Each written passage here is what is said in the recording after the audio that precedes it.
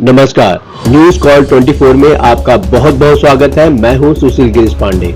आज ओपिनियन भारत में हम जानेंगे कि जेजेपी से छुटकारा और नायब सैनी को हरियाणा सीएम बनाने के पीछे क्या है बीजेपी की रणनीति। आइए इससे हम 4 पॉइंट में समझने का प्रयास करते हैं। हरियाणा के नए सीएम के रूप में पिछड़ी जाति के नायब सैनी के नाम की घोषणा करके बीजेपी ने अपनी लाइन क्लियर कर दी है। मतलब साफ है कि हरियाणा में एंटी जाट वोटों को एकजुट करना है। पंजाबी और पिछड़े मिलकर बीजेपी को एक बार फिर जीत का सेहरा पहनाएंगे। हरियाणा में जो बहुत पहले होना था वो आज हो गया। बीजेपी और जेजेपी का साथ छूट गया। सीधी सी बात है कि अगर बीजेपी आज बिना दुष्यंत चौटाला के अपना बहुमत साबित कर सकती है तो पहले क्यों नहीं की। निर्दलीय विधायक तो पहले भी बीजेपी के साथ थे।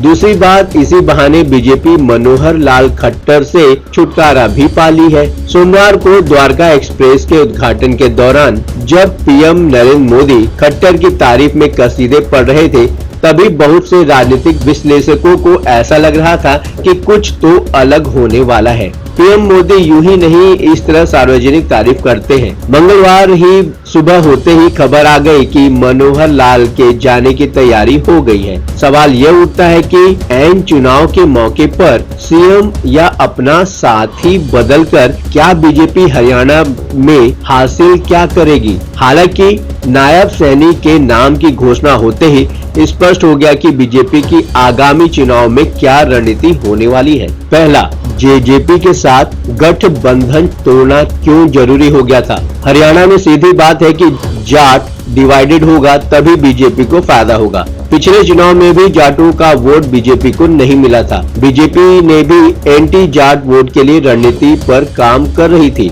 हरियाणा में जाट कांग्रेस के साथ है। कुछ वोट इनेलो भी ले जा सकती है। अगर जाट वोटों का एक और दावेदार आ जाए तो इसमें कोई दो राय नहीं कि बीजेपी का काम आसान हो जाएगा। जेजेपी के साथ होने से बीजेपी को कोई फायदा नहीं होने वाला था। जेजेपी अगर बीजेपी से चुनाव लड़ती है तो पार्टी को ज्यादा फायदा हो सकता है। यह बात जितनी बीजेपी के लिए सही है उतना ही जेजेपी के लिए भी। दूसरी बात, बीजेपी कई सालों से हरियाणा में एंटी जाट वोटों की रणनीति पर काम कर रही है। हरियाणा की राजनीति में जाटों का वर्चस्व रहा है। जब से हरियाणा में बीजेपी की सरकार बनी है, सीएम के रूप में मनोहर लाल खट्टर विराजमान रहे हैं। खट्टर पंजाबी समुदाय से आते हैं। जाटों को ये बात खटकती रही है। 2016 में जाट आरक्षण आंदोलन इसका ही परिणाम रहा। इस आंदोलन में पंजाबियों और सैनियों को जान माल का बहुत नुकसान हुआ। जाट जितना इन समुदायों के खिलाफ आक्रामक हुए,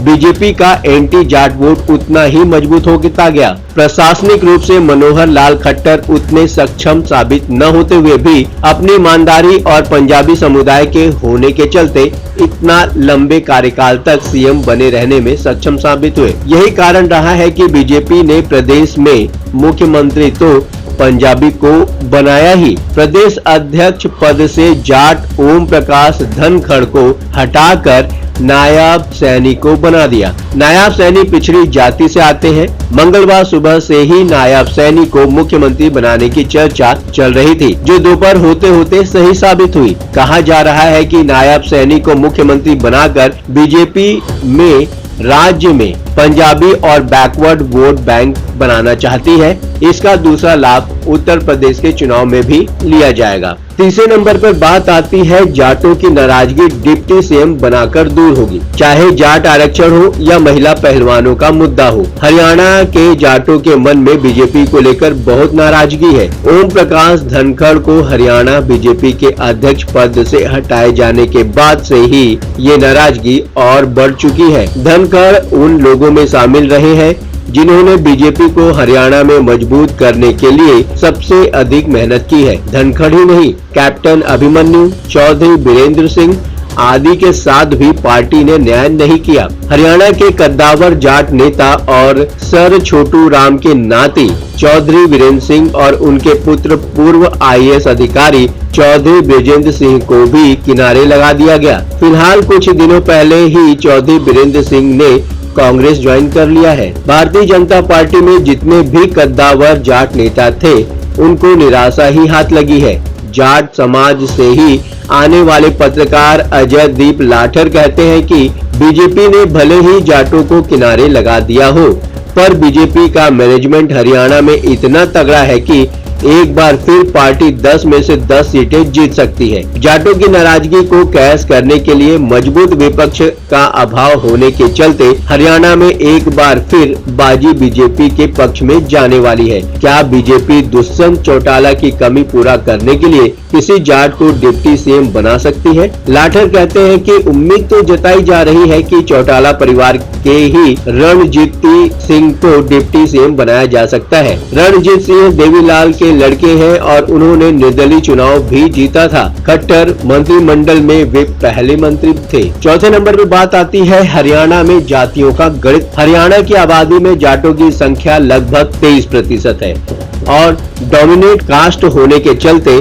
जाट राजनीतिक रूप से भी प्रभावी रहे हैं।